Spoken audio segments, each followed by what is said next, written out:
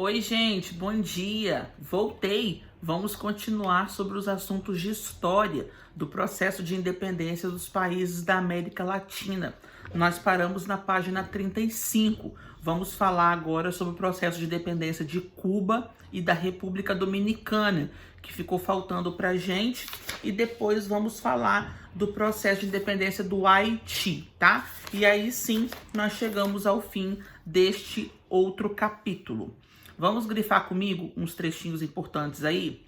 Basicamente, todas as colônias espanholas obtiveram a independência da Espanha até a década de 1820, com exceção de Cuba e da República Dominicana.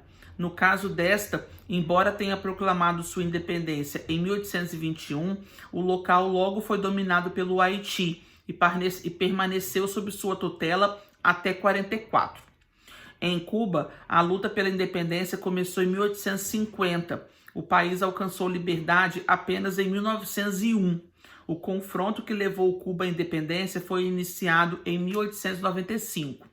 O movimento teve como líderes José Martí. Vamos lá naquela listagenzinha dos nomes mais importantes para você poder complementar, que pretendia realizar uma reforma social no país.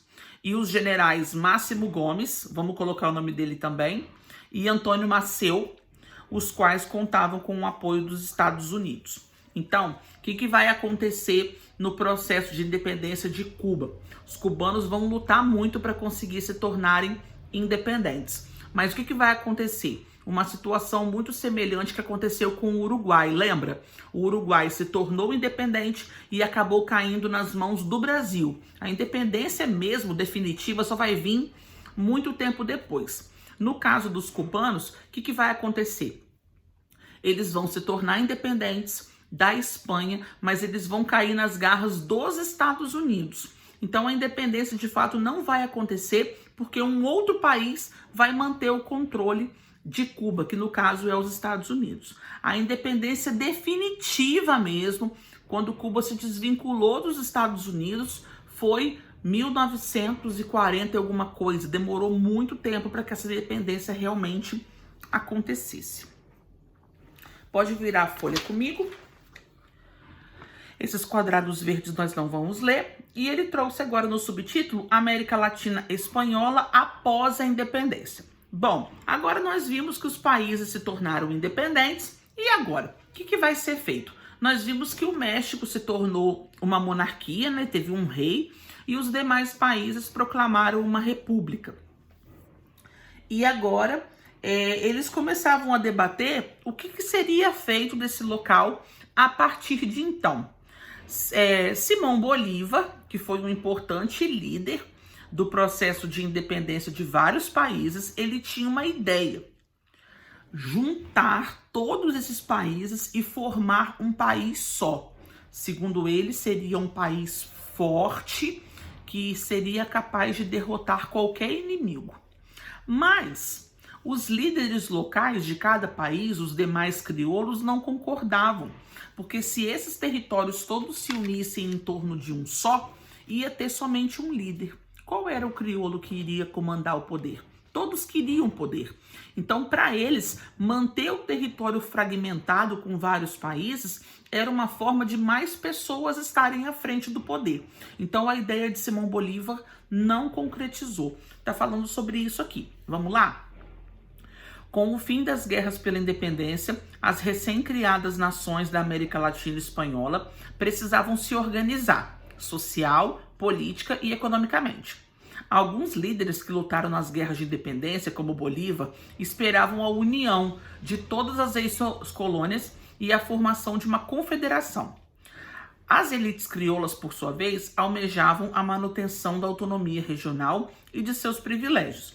Em decorrência desses interesses, o grande Império Espanhol na América se fragmentou em pequenos países, onde as elites crioulas predominavam no poder. Então a ideia de Bolívar não se concretizou, ele queria formar um país único, isso não deu certo, então surgiram os países que a gente conhece hoje: México, Uruguai, Bolívia, Paraguai, Equador e assim por diante, tá?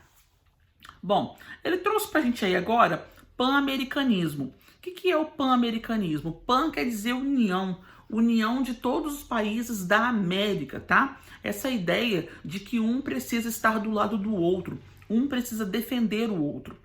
Pan-americanismo diz respeito à união dos Estados americanos, uma ideia surgida no contexto de emancipação política.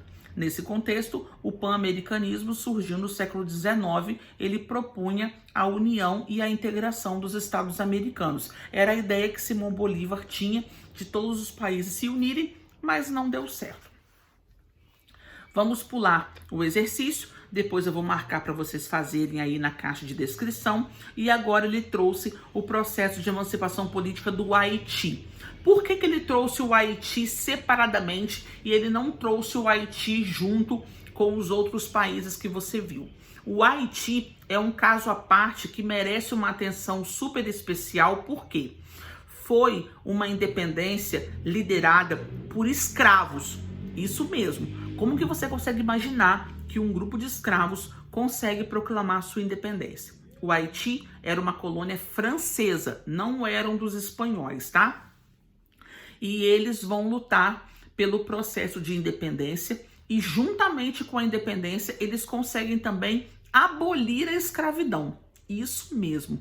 Então, é uma homenagem que eles fazem aí para todos os negros do país. Eles conseguem se livrar do domínio francês e também proclamar a abolição dos escravos no mesmo momento. Então o Haiti é sempre estudado com muito carinho, com muito cuidado, porque foi uma rebelião liderada por escravos e que deu certo, tá? Vamos falar um pouco sobre ele? O Haiti, chamado então de São Domingos, não era uma colônia espanhola, mas sim francesa. Entretanto, os eventos que se sucederam na região impactaram o restante da América. No final da década de 1780, 465 mil escravos negros trabalhavam forçadamente no Haiti. Eles constituíam não só a maciça força de trabalho nas lavouras locais, mas também a maioria da população, comandada por uma minoria branca de origem francesa. Em 1791, iniciaram as primeiras ações rebeldes promovidas pelos escravizados na ilha. Em 94, a abolição da escravatura nas possessões ultramarinas do Estado francês foi aprovada pelos jacobinos. Então você vê aqui que eles conseguem, nesse processo, abolir a escravidão e também proclamar sua independência. Vamos finalizar lá embaixo comigo? A violência que marcou a independência do Haiti e o fato de que esse processo foi liderado e realizado pela população, até então escravizada, assustaram as sociedades escravocratas americanas a ponto de se criar o termo haitianismo, para identificar o medo que as elites latino-americanas tinham de tal episódio voltar a se repetir.